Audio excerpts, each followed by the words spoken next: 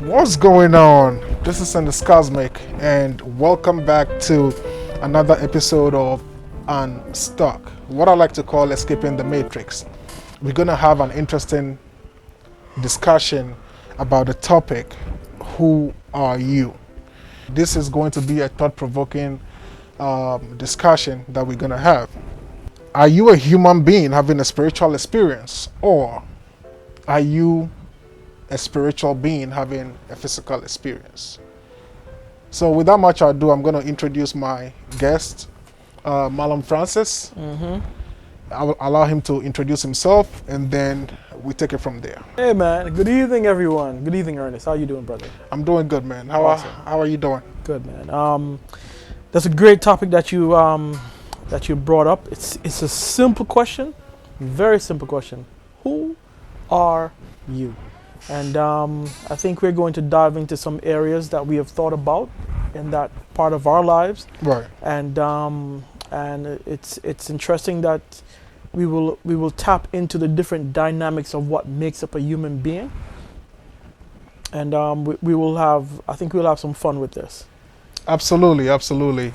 So to start things off, first of all, I would like to ask you the question. Who are you, Marlon? If somebody asks you the question, who are you, what comes into your mind? I think about three layers. I think about my mind, I think about my spirit, and I think about my body. Okay. And those are the three things that forms the earthiness of who I am. Right. And then there's the external factors that affects all three of these things that helps to shape me into who I am today. Okay. And what I will say is I am a man who believes that my spirit is the greatest part of me, and my mind is the most logical and guided part of my life. And as I'm growing older, I'm finding out even more how powerful my mind is, and that is shaping me. I'm still being shaped into who I am to become. Okay. When it comes to the question, who are you? For me, I look at it from a very deep level. Mm-hmm. Because if you look closely at the question being asked, the question then becomes, are you a human being having a spiritual experience? Mm-hmm. Or are you a spiritual being having a human experience? Right. And the reason why I put it like that is because much of who we say we are Mm-hmm. is identifying ourselves with the roles that we play in life. Right. The ones that were set for us? The ones that were set for us, or the ones that we set ourselves. For instance, someone would say, I am a banker. Mm-hmm. Someone would say, I'm a father, I'm a husband, I'm a tent maker, I'm a pastor, I'm a bishop, I'm Mm-hmm. a prophet. But that is not who you are, because when it comes down to it, if we take away those titles, Mm-hmm. does that mean you no longer exist? Mm-hmm. So when the question is being asked, who are you? We are not trying to look at this from a point of what are the roles you play. Mm-hmm.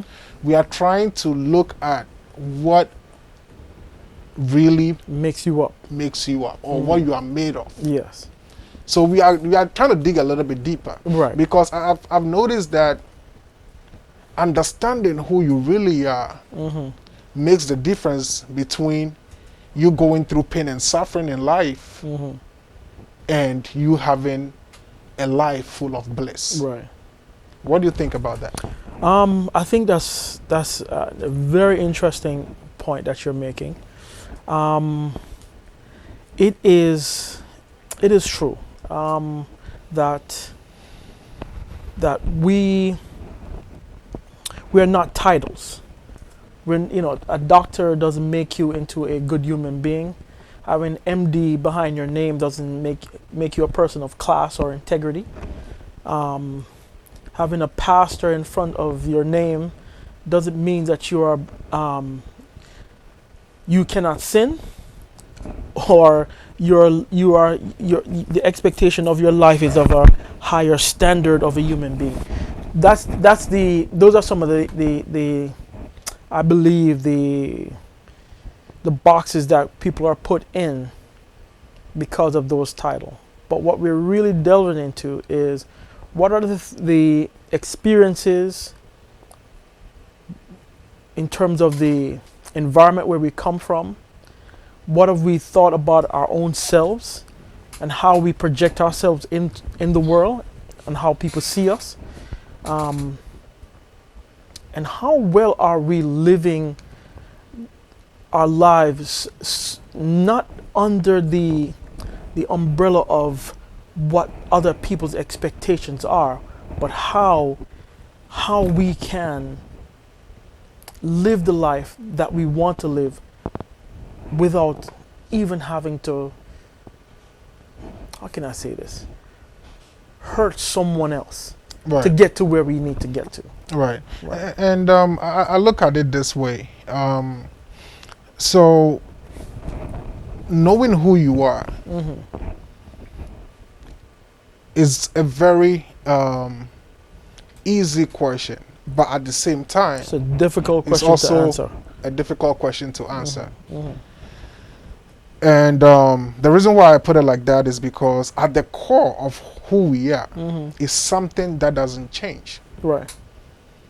I've discovered that at the very core of who we are as human beings is something that does not change, and that thing remains the same yesterday, is the same today, and is the same forever.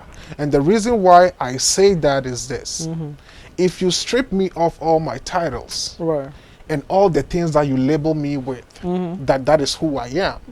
I am still alive. I still exist. So the question then becomes, at the core of who I am, what represents that which I am? So to further break it down, I believe that we are a spirit, or we are spiritual being having a human experience. I strongly believe that. A wise man once said, "When you label me, you negate me."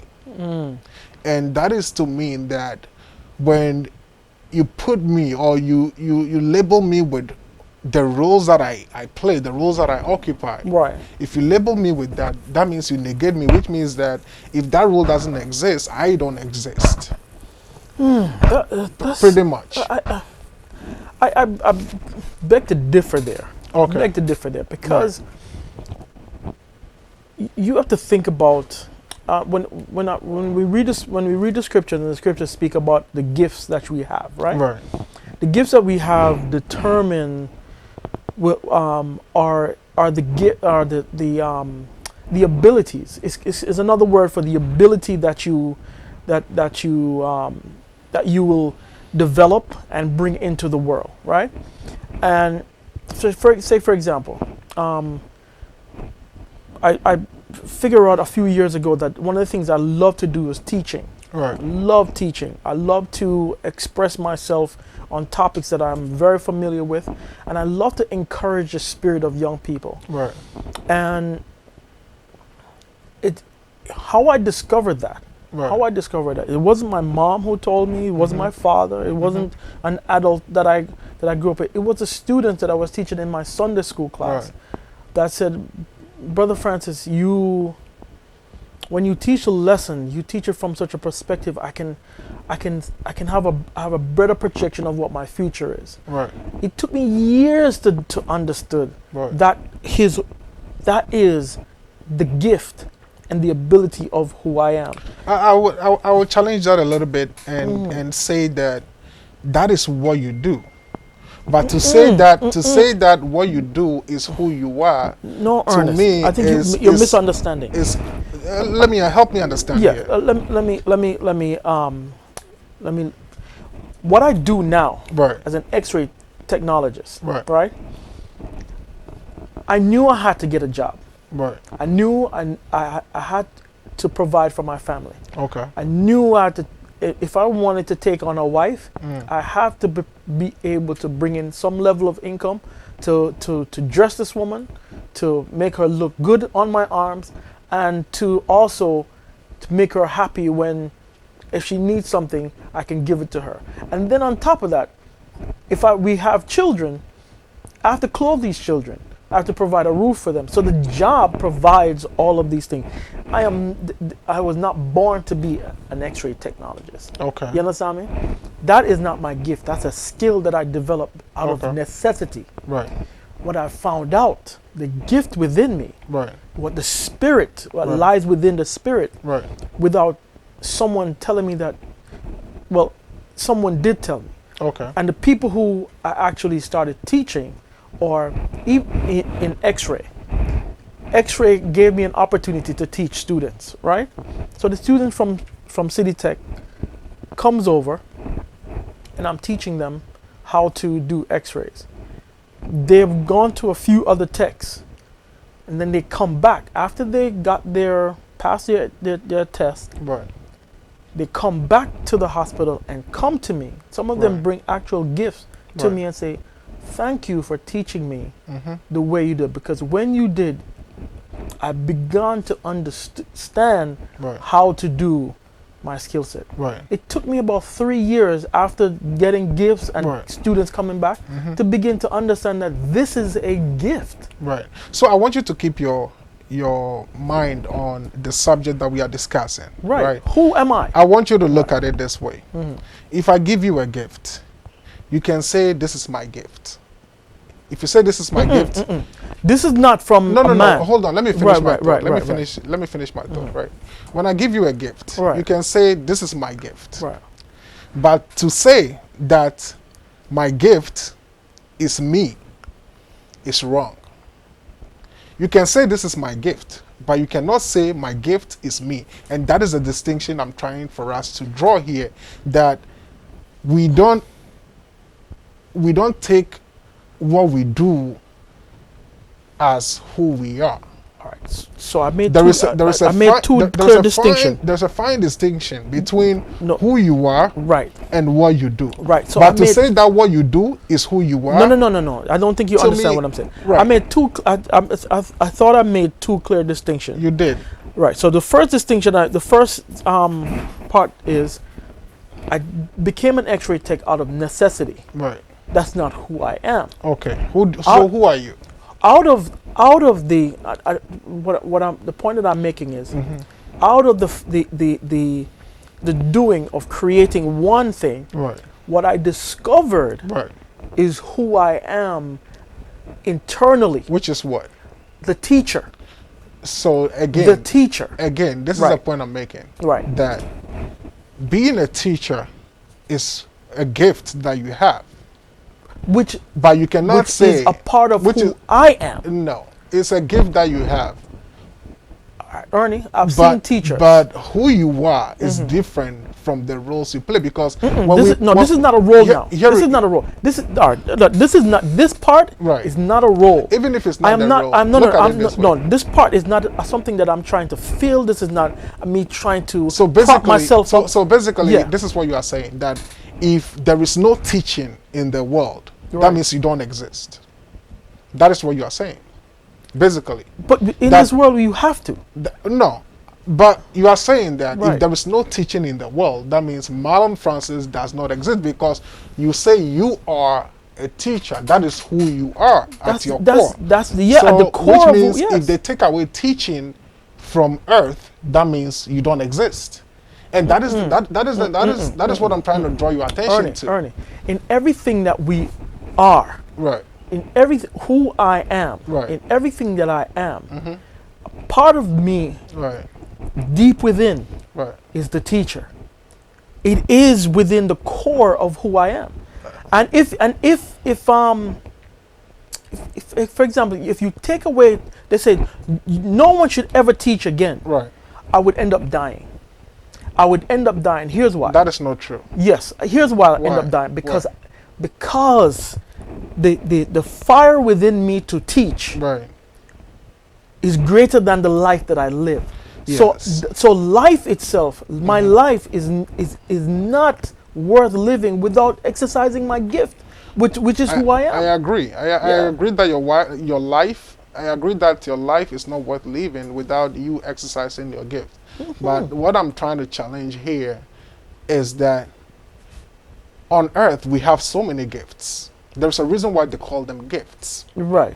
There is a good reason why they are called gifts. Right. We have gifts and we play different roles. Right. But to say that the gifts that you have Mhm. is you is wrong, because there's a reason why it's called gifts. Mhm. It's gifts because it is not you.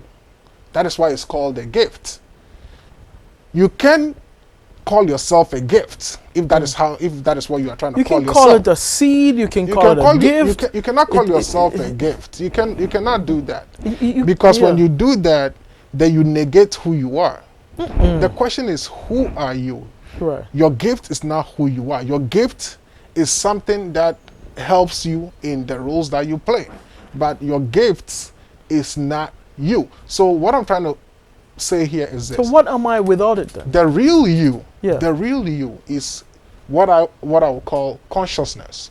Mm-hmm. That is the real you. Consciousness, awareness. Mm-hmm. That is what I will call the real you. Mm-hmm. The reason why I put it like that is there is nothing we do on earth Right. without awareness Mm-hmm. and consciousness. And if you look at the world right now, we are shifting away from consciousness and awareness and doing things compulsively Mm-hmm. as a result of the way we think. As a result of the way we think. Right. So, for instance, when someone comes to you, walks up to you, and steps on your toe, your immediate reaction will be to either slap the man or curse him out.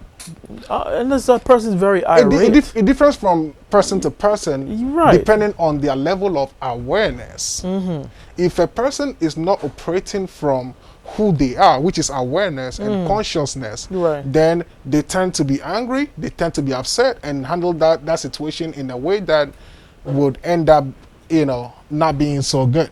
But the person who is operating from consciousness and awareness, they look at that situation and they take a step back from the situation, understanding that, listen, what this guy just did is not a disrespect to me, because my physical body is just a vessel I occupy, Right. and this is not who I am. The essence of who I am, the core of who I am, is consciousness, awareness, love.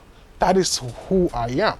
So if that person is in tune with who they really are, they approach the situation with love instead of anger. So the reason why I'm saying this is this: knowing who you really are Right. will determine whether your life is full of pain and suffering, or regardless of everything that is happening in life, you are enjoying your life and you're having a good time doing it. I think you kind of answered my question, because here's the thing. Right. Here's the thing. I come in, right? I do the 9 to 5, Right. but the part that I enjoy the most, the part that gives me the most satisfaction, Right. is when I'm teaching the students. So, and again, that is what I'm saying, that is that coming from awareness?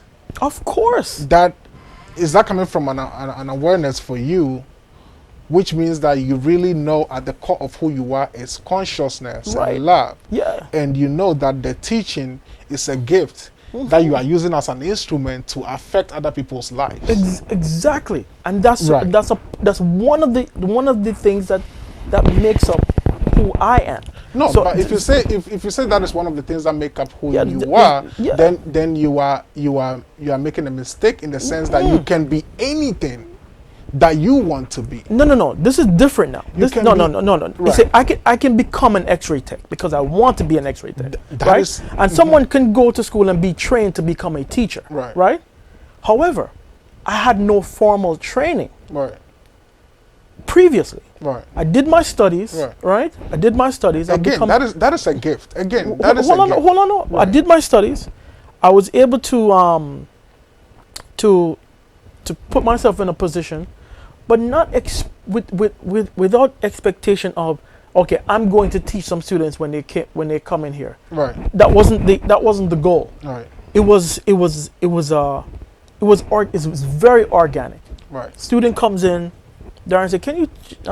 My boss says, "Can you show the students how to, and help out a little?" I said, "Sure."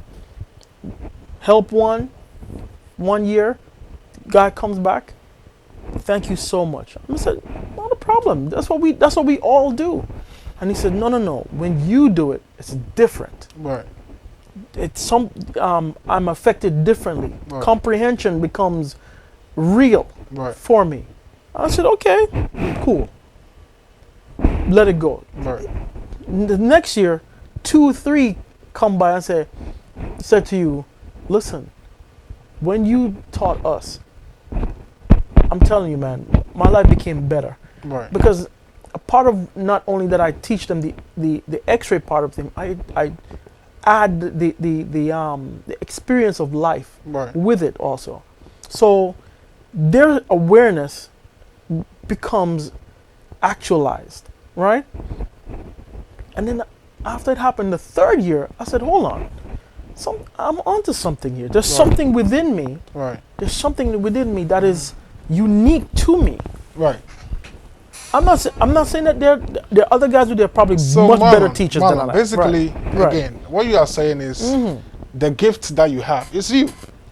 Yeah. And I'm telling you It is that a part. No. if It you is. have- It is one of the things that Right. makes up the I am.